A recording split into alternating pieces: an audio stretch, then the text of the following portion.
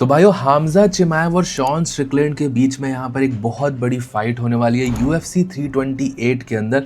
और जैसा हम सबको भाइयों एक्सपेक्टेड था कि एक बहुत बैड ब्लड वाली राइवलरी होने वाली है, एक जो डार्क राइवलरी जिसे बोलते हैं वो कहीं ना कहीं किक ऑफ हो चुका है। कल शॉन स्ट्रिकलैंड ने यहाँ पर एक वीडियो पोस्ट करा जिसमें उन्होंने हामजा चिमाएव को वार्न करा है कि हामजा चिमाएव के लिए अमेरिका के अंदर लास्ट पर्सन होगा शॉन स्ट्रिकलैंड जिससे वो मेसअप करना चाहेगा स्ट्रीट्स के ऊपर। और साथ ही साथ एक वीडियो पोस्ट करी, उसमें पीछे बहुत सारे गन्स थे, बेसिकली इंटिमिडेट करने का कोशिश करा है यहाँ पर हामजा चिमाएव को। और भाइयों मैंने जो आप सबको बोला था कि ये राइवलरी बहुत जल्दी बहुत ज्यादा गंदी तरीके से प्रोग्रेस कर सकती है, और वही भाइयों मुझे लगता है कि कल की वो वीडियो के बाद ये सारी चीजें किक ऑफ हो चुकी है। तो इस वीडियो के अंदर हम बात करेंगे कि एग्जैक्टली शॉन स्ट्रिकलैंड ने क्यों यहाँ पर इस तरीके की धमकी बेसिकली दिया है हामजा चिमाएव को, हामजा चिमाएव ने क्या बोला है शॉन स्ट्रिकलैंड के बारे में, सारी चीजों के बारे में इस वीडियो के अंदर डिस्कस करेंगे। साथ ही साथ भाइयों आईपीएल के फॉर्मर चेयरमैन जो आप सबको पता होगा ललित मोदी, जिन्होंने आईपीएल को बेसिकली डिजाइन करा था, उनका ऐसा कहना है कि वो जल्द ही एक ग्लोबल एमएमए लीग लेके आने वाले हैं और डेना वाइट से स्ट्रेट कंपटीशन होने वाला है। तो इस बारे में भी इस वीडियो के अंदर डिस्कस करेंगे कि आखिर ये ललित मोदी का क्या प्लान है, क्या सच में कोई वो ग्लोबल एमएमए लीग ट्राई कर सकते हैं जो कि डेना वाइट की कंपनी को यहाँ पर चैलेंज कर पाए यूएफसी को। सारी चीजों के बारे में इस वीडियो के अंदर डिस्कस करेंगे, लेकिन उससे पहले आप सब वीडियो को लाइक कर देना, चैनल को सब्सक्राइब कर देना यूएफसी कॉम्बैट स्पोर्ट्स का ऐसा ही कंटेंट हिंदी में एंजॉय करने के लिए। तो भाइयों आप सबको पता है यहाँ पर हामजा चिमाएव शॉन स्ट्रिकलैंड की बहुत बड़ी फाइट है और ये दोनों फाइटर्स एक दूसरे को बिल्कुल भी पसंद नहीं करते हैं। और मैंने आप सबको पहले की वीडियोस में क्या बोला था कि शॉन स्ट्रिकलैंड यहाँ पर हामजा चिमाएव से एक मेंटल एडवांटेज तो लेगा ही फाइट के अंदर। अगर उसको फाइट जीतनी है उसको हामजा चिमाएव के स्किन के अंदर जानी पड़ेगी, उसको हामजा चिमाएव के स्किन के अंदर जाना होगा और उसकी वो पूरी ट्राई करेगा। और उसके लिए वो हामजा चिमाएव की फिजिकल अपीयरेंस, उनके रिलीजन, उनके ज्योग्राफी, जियोपॉलिटिक्स, यहाँ पर सारी चीजों को इंक्लूड करने वाला है अपनी ट्रैश टॉकिंग में। और भाइयों ऐसी वो कोई भी चीज को पकड़ के यहाँ पर फाइट को ओवरऑल भी खतरे में डाल सकता है। अब हुआ यहाँ पर भाइयों कि कुछ टाइम पहले हामजा चिमाएव से एक इंटरव्यू में पूछा गया, अब ऑब्वियसली शॉन स्ट्रिकलैंड ने इतनी सारी चीजें बोली हैं उनके अगेंस्ट, तो हामजा चिमाएव से बेसिकली पूछा गया कि शॉन स्ट्रिकलैंड के ऊपर क्या ओपिनियन है, शॉन स्ट्रिकलैंड क्या सच में पसंद करते हैं। तो हामजा चिमाएव ने बेसिकली ऐसा बोला कि केज के अंदर ये स्पोर्ट्स है, लेकिन अगर ये मुझे बाहर मिल जाएगा कहीं पे तो ये अलग चीज होगी। मैं किसी इंसान को मारना नहीं चाहूंगा, बट अगर ये स्ट्रीट्स में मिल जाएगा तो शायद यहाँ पर ये सारी चीजें भी पॉसिबल हो सकती है। ऐसा यहाँ पर हामजा चिमाएव ने पहले शॉन स्ट्रिकलैंड के लिए बोला, क्योंकि शॉन स्ट्रिकलैंड ने ऑब्वियसली इतनी सारी ट्रैश टॉकिंग कर रखी है। हामजा चिमाएव के इस थ्रेट के बाद कि वो शॉन स्ट्रिकलैंड को स्ट्रीट्स पे मार भी सकता है लिटरली, उसके बाद यहाँ पे शॉन स्ट्रिकलैंड ने उसका रिप्लाई करा। और शॉन स्ट्रिकलैंड का ऐसा कहना है कि अमेरिका के अंदर लास्ट पर्सन शॉन स्ट्रिकलैंड है जिसको हामजा चिमाएव को थ्रेटन करना चाहिए। और पीछे बड़ी बड़ी गन्स और एआर और मशीन गन्स वगैरह रखी हुई हैं, और वो बेसिकली एक तरीके से ये वीडियो को इंटिमिडेट करने का ही ट्राई करा है यहाँ पर शॉन स्ट्रिकलैंड ने हामजा चिमाएव को। और शॉन स्ट्रिकलैंड ने यह भी बोला कि कुछ टाइम पहले वो कैलिफोर्निया आ रखा था, हामजा चिमाएव के जिम के 10 मिनट के ड्राइव पर ही था, और भाइयों वहां पर वो अपनी स्टोरीज पे बार बार लोकेशन वगैरह भी डाल रहा था ताकि हामजा चिमाएव की टीम से कोई आए, उससे फिगर आउट करे, कोई उससे फेस ऑफ करे और ये सारी चीजें यहाँ पर प्रोग्रेस आउट हो। बट शॉन स्ट्रिकलैंड का ऐसा कहना है कि हामजा चिमाएव के बंदे उसकी स्टोरी देख रहे थे, बट कोई भी यहाँ पर शो अप नहीं करा, उसके सामने फेस टू फेस नहीं करा।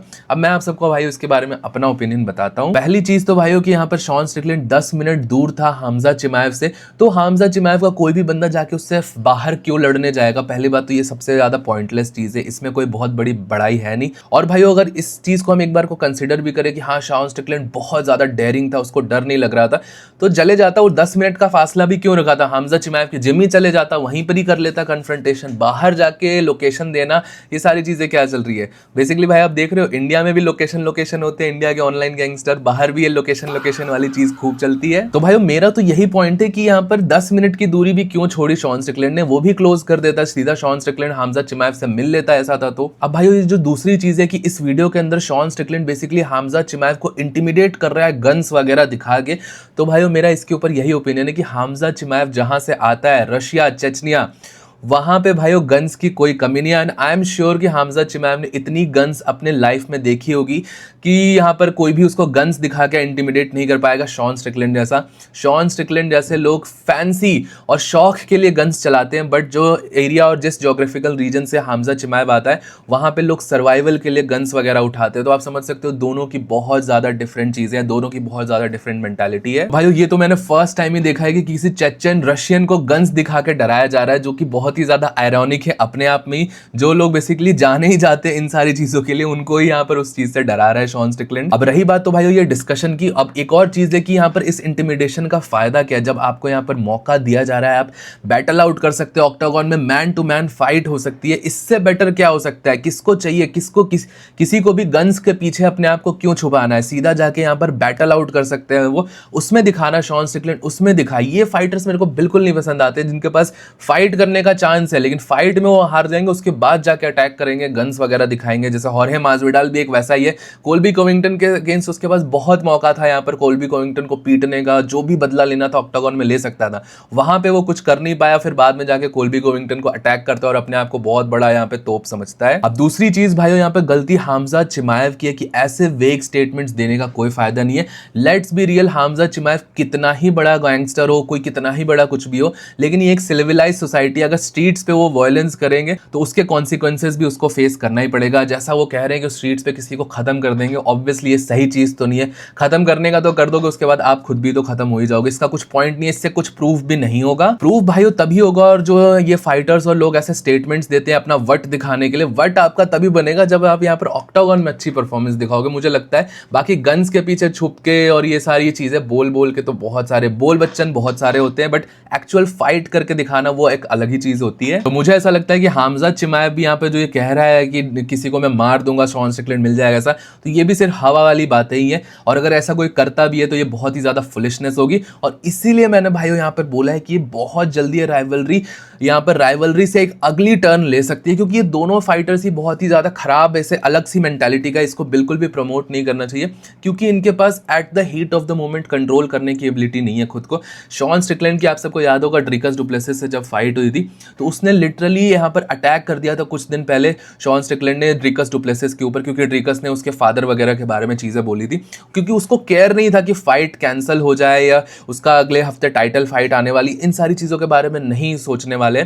बेसिकली आप समझते हैं कुछ लोग होते हैं जिनकी मेंटालिटी उनके अंदर जब वो सनक आती है तो वो कुछ नहीं देखते, आसपास दुनियादारी कुछ नहीं देखते, वो बस उस टाइम पर हाथ चलाना या सामने वाले को हर्ट करने का ही सोचते हैं। तो हमजा चिमाएव भी वैसा ही है और शॉन स्टिकलैंड भी वैसा ही है। ये at the given point consider नहीं करेंगे कि इनकी टाइटल फाइट होने वाली है, स्पॉन्सर्स यूएफसी ने इतना पैसा खर्चा करा है, फैंस इतना वेट कर रहे हैं इनकी फाइट देखने का। अगर ऐसी कोई सिचुएशन आती है, फेस ऑफ होता है, तो आपस में लड़ मर लेंगे। और बहुत सारे भाइयों फैंस भी यहाँ पर होंगे जो ऐसा चाहेंगे कि इनके बीच में राइवलरी हो, आपस में ट्रैश टॉकिंग हो। ट्रैश टॉकिंग तो ठीक है, हाँ प्रेस कॉन्फ्रेंस में हमारे सामने होगा, अभी आपस में किसी रैंडम रोड पे लड़ मर के खत्म हो जाएंगे तो हमें तो कुछ नहीं देखने को मिलेगा ना, फिर तो कुछ पॉइंट ही नहीं, हमारा ही लॉस होगा अल्टीमेटली। तो ये सारी चीजें यहाँ पर चलती है। आपका इस बारे में क्या ओपिनियन है, आपसे मुझे नीचे कमेंट सेक्शन में जरूर बताना। अब भाइयों बात करते हैं यहाँ पर इंडियन एमएमए कम्युनिटी के बारे में। तो आप में से बहुत सारे लोग भाइयों यहाँ पे ललित मोदी को जानते होंगे, जिन्होंने यहाँ पर इंडियन प्रीमियर लीग को बेसिकली डिजाइन करा था, मास्टरमाइंड उनको ऐसा बोला जाता है। आईपीएल को basically brain child of Lalit Modi कहा जाता है, क्योंकि उन्होंने ही इस कॉन्सेप्ट को लेके आए थे। और आज के टाइम पे हम देख सकते हैं आईपीएल वर्ल्ड की one of the most popular leagues में से है। तो उन्होंने किसी क्रिकेटर के साथ पॉडकास्ट करा था और अपना यहाँ पर फ्यूचर प्लान्स बताया था। अब वो आईपीएल से एसोसिएटेड नहीं है, लेकिन उनका ऐसा कहना है कि वो एक ग्लोबल एमएमए लीग बनाने वाले हैं। ऑब्वियसली उन्होंने ये चीज बहुत अच्छी बोली कि कॉम्बैट स्पोर्ट्स वर्ल्ड का सबसे पुराना स्पोर्ट है। कॉम्बैट फाइटिंग आर्ट जो होता है वो बहुत सालों से चला रहा है और इसको वो ग्लोबलाइज करना चाहते हैं। अब भाई यहाँ पर मैंने पूरा पॉडकास्ट सुना और ये वाला सेगमेंट भी बहुत अच्छे से सुना, तो ऑब्वियसली इसमें आप एक चीज समझ सकते हो कि हाँ ये पूरी तरीके से वेग स्टेटमेंट नहीं होता है। बहुत सारे जो बिलियनियर्स मिलियनियर्स होते हैं ये पॉडकास्ट पे जाके ऐसी ऐसी चीजें बोलना प्रेफर करते हैं या उनको बहुत मजा आता है ऐसे एम्बिशियस थॉट्स डालने का। हर बार ये चीज सही नहीं होती है, बट जो ये चीज है यहाँ पर ललित मोदी ने जो चीज बोली है ये थोड़ी बहुत प्रॉमिसिंग इसलिए कह रही है, मैं बहुत ज्यादा नहीं कहूंगा। इनका ऐसा कहना था, बेसिकली जो पॉडकास्टर था उसने पूछा कि क्या आप डेना वाइट को सीधा चैलेंज करने वाले हो, तो उनका ऐसा कहना है कि डेना वाइट ने जो कंपनी खड़ी करी है वो काइंड ऑफ बहुत सिटी वाइज और सेक्लूडेड रीजनल बहुत ज्यादा है, वो एक ग्लोबली नहीं है। अब ये चीज मैं एक्सेप्ट करता हूँ, यूएफसी भले भाई सबसे बड़ी कंपनी है, बट भाई मुझे ऐसा लगता है कि ग्लोबली यूएफसी की भी रीच अभी बहुत ज्यादा नहीं है। इक्का दुक्का फाइटर है कॉनर हबीबी जो कि ग्लोबली बहुत फेमस होंगे। आज के टाइम पे भी इलिया टुपुरिया, एलेक्स परेरा बहुत लोगों को नहीं, हाउस होल्ड नेम नहीं है ये दोनों भी। और भाइयों इंडिया जैसा मार्केट डेना वाइट ने बहुत ज्यादा ओवरलुक करा है, डेफिनेटली ये चीज भी ललित मोदी ने बोली है। और ये जो बेसिकली मैं आप सबको बोल रहा हूँ, जो कॉम्बैट स्पोर्ट्स का जो पूरा कॉन्सेप्ट है ये इंडिया के अंदर सुपर हिट हो सकता है अगर इसको सही तरीके से प्रोपोगेट किया जाए।